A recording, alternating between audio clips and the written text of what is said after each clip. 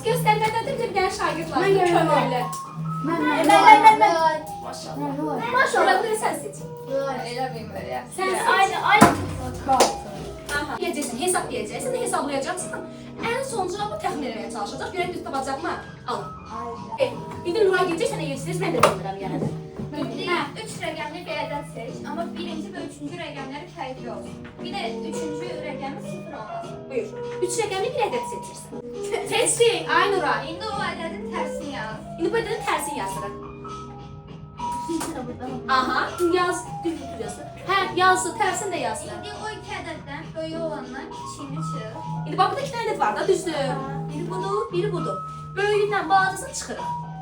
Aha.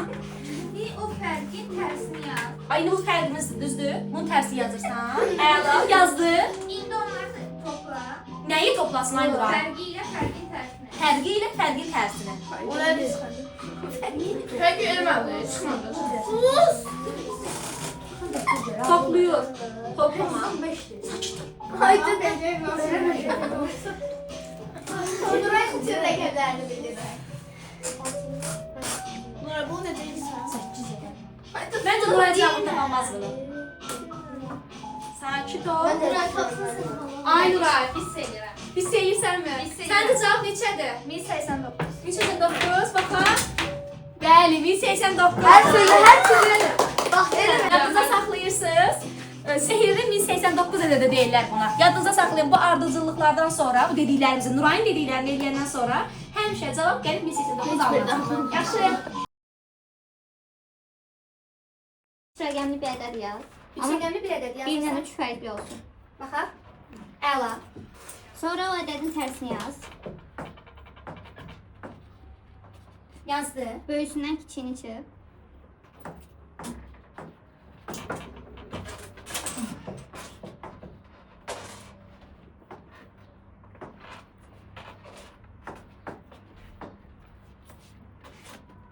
Nə vardı?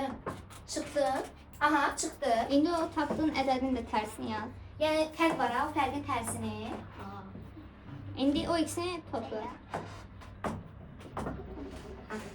İndi sonda nə edirik? Fərqlə fərqin tərsini topluyoruz.